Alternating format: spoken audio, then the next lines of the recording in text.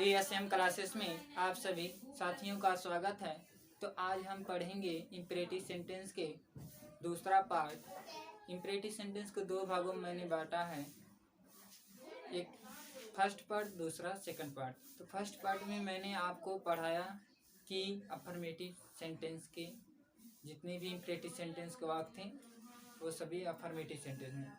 तो आज हम इम्परेटिव सेंटेंस के निगेटिव सेंटेंस के पार्ट पढ़ेंगे।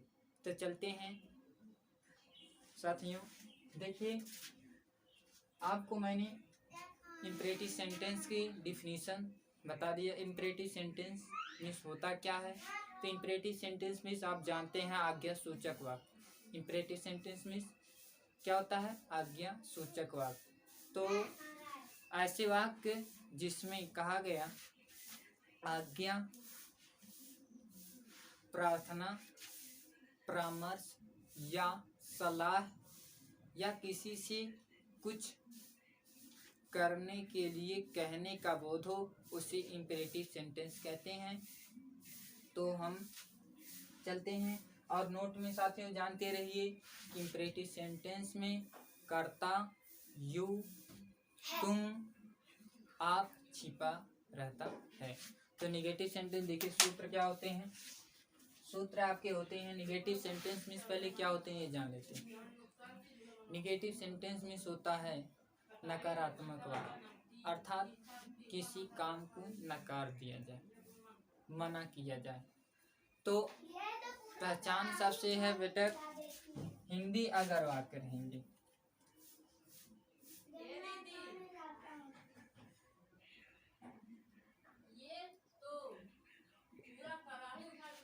नहीं,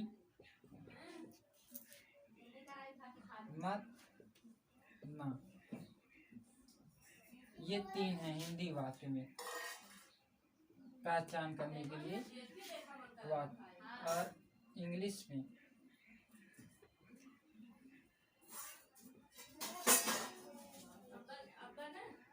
वाक्य में नॉट, मतलब नहीं जब बताओ तो वो आपका निगेटिव सेंटेंस होता है। अगर हिंदी वाक्य में नहीं है, मत है, ना है तो वो निगेटिव है। लेकिन साथियों क्वेश्चन ये बनता है कि अगर इनके वाक्य के अंत में प्रश्नवाचक चिन्ह आते हैं तो वो इंट्रोगेटिव निगेटिव हो जाते हैं। वो क्या हो जाते हैं? इंट्रोगेटिव निगेटिव सेंटेंस हो जाते हैं। लेकिन अगर साथियों हिंदी वाक्य में नहीं, मत, ना के बाद पूर्ण विराम है, ठीक, नॉट के बाद फुल, मतलब इन नॉट के अगर इंग्लिश वाक्य में नॉट है और उसके वाक्य के अंत में नॉट के मतलब फुल स्टॉप है तो समझ जाइएगा वो आपका अफर्मेटिव सेंटेंस है। सॉरी, वो अफर्मेटिव नहीं, निगेटिव सेंटेंस है। ठीक साथियों, समझ में आया होगा।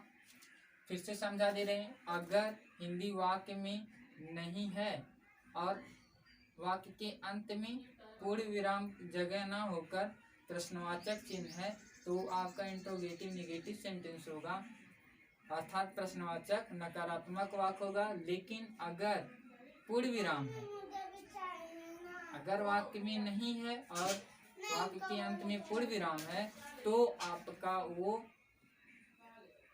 निगेटिव सेंटेंस होगा। समझ में आया साथियों? निगेटिव सेंटेंस होगा। तो उसी प्रकार अगर इंग्लिश वाक्य में, इंग्लिश सेंटेंस में नॉट है और नॉट के वाक्य के अंत में फुल स्टॉप है, वो भी निगेटिव सेंटेंस होगा। ठीक साथियों, इस बात को समझते रहिए। चलते हैं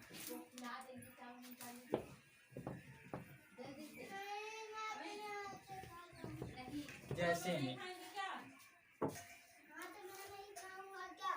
तो देखिए इसका अनुवाद क्या होगा। तो मैंने आपको अच्छे से बता दिया कि इस सबसे पहले हम वाक्य को पढ़ेंगे और वाक्य को पढ़ेंगे तो उससे भाव निकलेगा, भाव स्पष्ट होगा।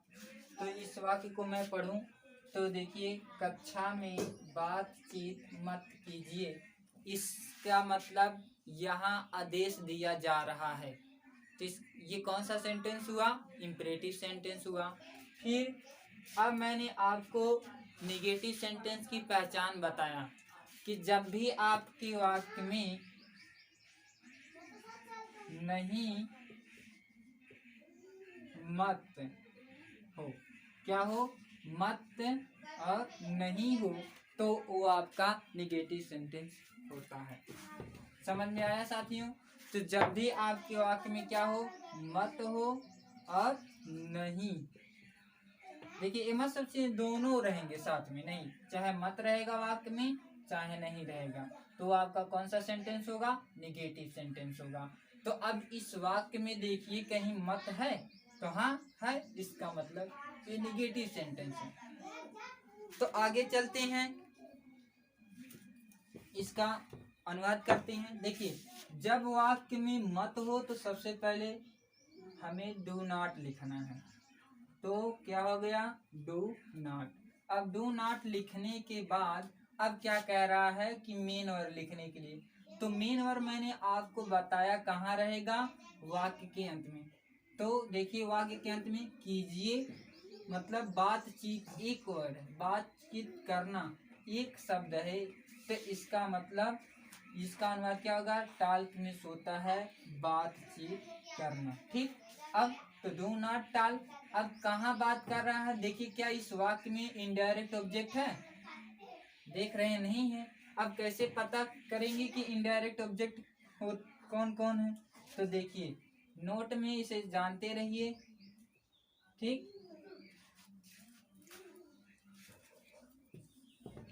या इसे देखिए, इनडायरेक्ट ऑब्जेक्ट, इनडायरेक्ट ऑब्जेक्ट क्या क्या होते हैं आपके? Me, us, him, them, you, her, it, ये आपके क्या होते हैं? इनडायरेक्ट ऑब्जेक्ट होते हैं। ठीक, तो इस वाक्य में साथियों नहीं है। और आप जानते रहिए, इंपरेटिव सेंटेंस में अक्सर मुझे आता है, उसे आता है, उन्हें आता है, हमें आता है, इनडायरेक्ट ऑब्जेक्ट है। तो मुझे का अंग्रेजी मी होती है, हमें का अंग्रेजी अस होती है, उसे का अंग्रेजी हिम होती है, हर भी होती है।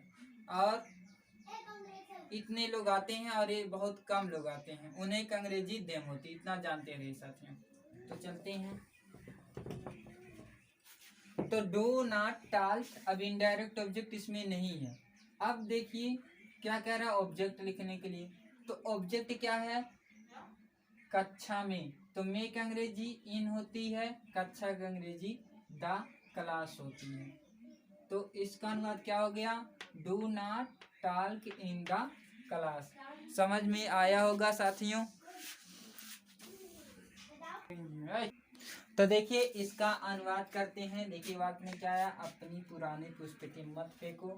तो हमें सबसे पहले ये देखना है कि इस वाक्य में साथियों क्या, इस वाक्य को पढ़ने से क्या निकाला? कह रहा है अपनी पुरानी पुस्तकें मत फेंको, तो इसका मतलब यहाँ आदेश दिया जा रहा है।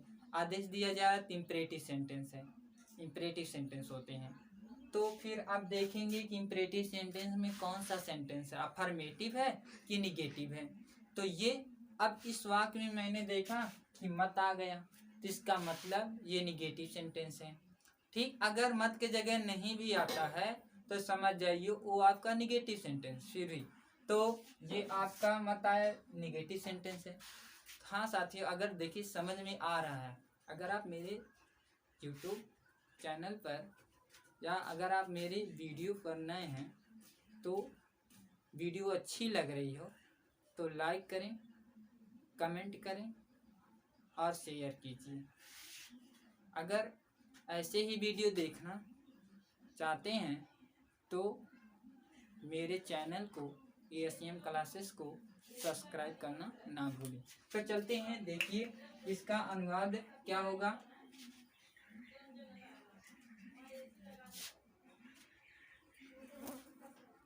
सबसे पहले मत आया है तो डू नॉट लिखें, ठीक, क्योंकि इम्परेटिव सेंटेंस है। और डू नॉट लिखने के बाद हमें मेन वर्ब लिखना है।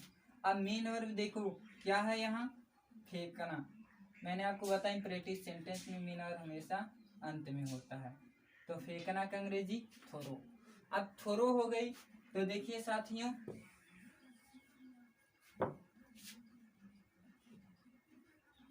थ्रो और थ्रो के लिखने के बाद अब इनडायरेक्ट ऑब्जेक्ट है इसमें नहीं है। अब ऑब्जेक्ट क्या है, कह रहा है अपनी पुरानी। अपनी का अंग्रेजी यहाँ योर, पुरानी का अंग्रेजी ओल्ड, पुस्तकें का अंग्रेजी देखिए साथियों ये ओल्ड है।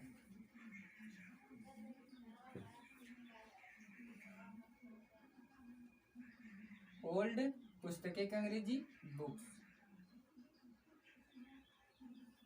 ठीक। तो क्या हो गया, do not throw your old books. Books क्यों है, क्योंकि पुस्तकें हैं, अगर पुस्तक रहता तो बुक लिखते हैं। तो समझ में आ रहा होगा। एक और अनुवाद करते हैं।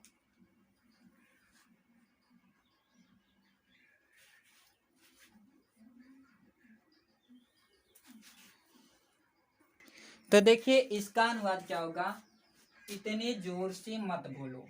तो इतना जानते रहिए, जब आपके इम्परेटिव सेंटेंस होते हैं और इम्परेटिव सेंटेंस में निगेटिव सेंटेंस होते हैं तो अक्सर इम्परेटिव सेंटेंस वाले वाक्य में मत आता है। तो यहाँ देखिए मत मत मत अक्सर आ रहा है, नहीं भी होता है लेकिन मत अक्सर मिलते हैं, वो आपका इम्परेटिव सेंटेंस होते हैं। यहाँ देखिए कैसे है इम्परेटिव सेंटेंस, इसको वाक्य से पढ़ने से पढ़ा, कोई भी वाक्य रहे पहले उसे पढ़िए अच्छे से, क्या भाव निकल रहा है। इतने जोर से मत बोलो, इसका मतलब यहाँ क्या किया जा रहा है, वहाँ इसे सलाह दिया जा रहा है, इतने जोर से मत बोलो, आदेश दिया जा रहा है, ठीक साथियों। तो आगे चलते हैं। देखिए अब इसका अनुवाद क्या होगा, मत क्या अंग्रेजी क्या होती है, डू नॉट होती है। तो मैंने क्या लिख दिया, डू नॉट लिख दिया। अब उसके बाद बोलना का अंग्रेजी मैंने कहा जितने भी मेन और आपके इम्परेटिव सेंटेंस होते हैं उसके अंत में मेन वर्ब होते हैं। तो बोलना का अंग्रेजी स्पीक। अब स्पीक लिखने के बाद देखिए इनडायरेक्ट ऑब्जेक्ट है इसमें, इस वाक्य में नहीं है, तो कोई जरूरत नहीं है कि अब इनडायरेक्ट ऑब्जेक्ट नहीं, हमारे सर जिस सूत्र में लिखा है इनडायरेक्ट ऑब्जेक्ट लिखने के लिए कि इनडायरेक्ट ऑब्जेक्ट नहीं है तो उसे मत लिखो, छोड़ो, कोई बात नहीं। अब ऑब्जेक्ट क्या है, इतने जोर से। इतने जोर से की अंग्रेजी होती है सो लाउडली, ठीक।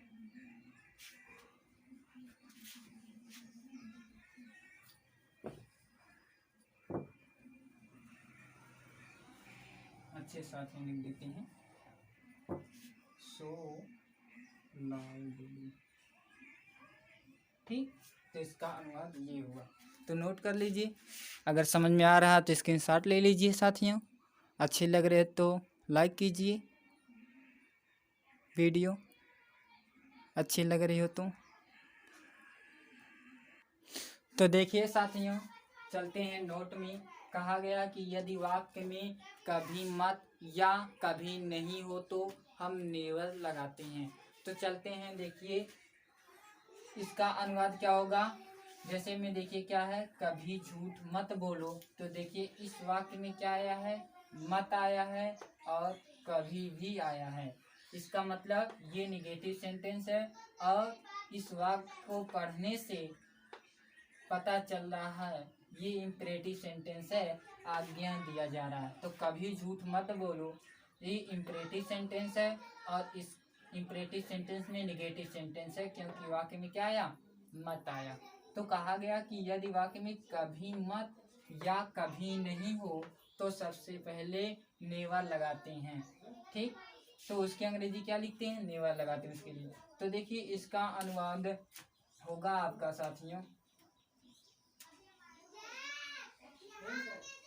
नेवर। अब उसके बाद देखिए बोलना का अंग्रेजी क्या होती है, टेल ए लाई। नेवर।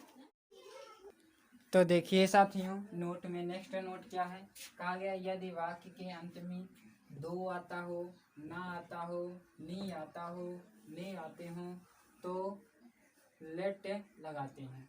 लेकिन ये जानते रहिए, सबसे पहले हम ये करते हैं वाक्य को पढ़ेंगे। इस वाक्य को पढ़ेंगे, देखिए जैसे में क्या दिया है, उसे दिन में मत सोने दो। तो इस वाक्य को मैंने पढ़ा तो यहाँ आदेश दिया जा रहा है, इम्परेटिव सेंटेंस है। अब वाक्य के अंत में देख रहे हैं यहाँ दो है, तो क्या कहा गया, हमें लेट का प्रयोग करना। लेकिन इतना जानते रहिए साथियों कि जब निगेटिव सेंटेंस रहे इम्परेटिव सेंटेंस में तो सबसे पहले हमें डू नॉट लिख। तो यहाँ देखिए सबसे पहले हम इस वाक्य में देखेंगे कि मत है, हाँ मत है, इसका मतलब निगेटिव सेंटेंस है। और वाक्य के अंत में क्या आया, दो आया, इसका मतलब यहाँ लेट का प्रयोग करना है, लेट लगाएंगे। अब यहाँ देखिए लेट लगाते हैं तो फिर, लेकिन वाक्य में सबसे पहले क्या है, मत, मतलब वाक्य में मत है तो इसका मतलब सबसे पहले हमें डू नॉट लिखना है। अब उसके बाद डू नॉट लिखने के बाद दो अंत में आया तो लेट लिखेंगे। और लेट लिखने के बाद देखिए इनडायरेक्ट ऑब्जेक्ट क्या है, इनडायरेक्ट ऑब्जेक्ट उसे है, तो उसे को अंग्रेजी क्या होगी साथियों, हिम होगी। और हिम जैसे ही इनडायरेक्ट ऑब्जेक्ट लिखें तुरंत हमें मेन और अब स्लीप लिखने के बाद हमें क्या लिखना है, अदर में। अब देखिए ऑब्जेक्ट में क्या आ रहा है, दिन में, इन द डे। ठीक, इसका अनुवाद यही होगा। तो do not let him sleep in the day. इसका साथियों स्क्रीनशॉट ले लीजिए। तो देखिए साथियों इसका अनुवाद क्या होता है, तो चलते हैं। देखिए नोट में फिर आया कि कहा गया यदि वाक्य में कृपया या कृपया करके हो तो हमें प्लीज लगाना चाहिए, हम प्लीज लगाते हैं। तो इस वाक्य में देखिए पढ़िए, कृपया ऐसे पत्र मत लिखिए। तो इस वाक्य में क्या आया, कृपया आया। जैसे ही कृपया आया तो हमें सबसे पहले उसी की अंग्रेजी लिख देनी है। तो यहाँ देखिए साथियों, अब हमें उसकी अंग्रेजी क्या लिखनी है, प्लीज लिखनी है। तो यहाँ तक समझ में आया। अब हम देखेंगे वाक्य में मत है कहीं, हाँ है, तो जब मत है तो हमें डू नॉट लिखना है। और डू नॉट क्यों लिखना है, क्योंकि ये इम्परेटिव सेंटेंस है। कह रहा है कृपया ऐसे पत्र मत लिखिए, तो इसका मतलब वो आदेश दे रहा है, आज्ञा दे रहा है। तो इसी वजह से हमें सब प्लीज लिखने के बाद डू नॉट लगाना पड़ा। अब उसके बाद जैसे ही डू नॉट लिखेंगे तो यहाँ मेन वर्ड, तो मेन वर्ड यहाँ क्या है, लिखना देते हैं। तो यहाँ देखिए राइट हो गया। और राइट लिखने के बाद कह रहा है कि ऐसे पत्र, सच में सोता है ऐसे, पत्र में सोता है लेटर। ठीक, मतलब हमें पत्र का अंग्रेजी क्या लिखना है, लेटर। तो please do not write such letter. ठीक, तो साथियों इसका स्क्रीनशॉट ले लीजिए। उम्मीद है वीडियो पसंद आई होगी। तो अगर वीडियो अच्छी लगी हो तो साथियों कमेंट कीजिए, लाइक कीजिए, शेयर कीजिए और हमारे यूट्यूब चैनल ASM क्लासेस को सब्सक्राइब कीजिए। इसका स्क्रीनशॉट ले लीजिए।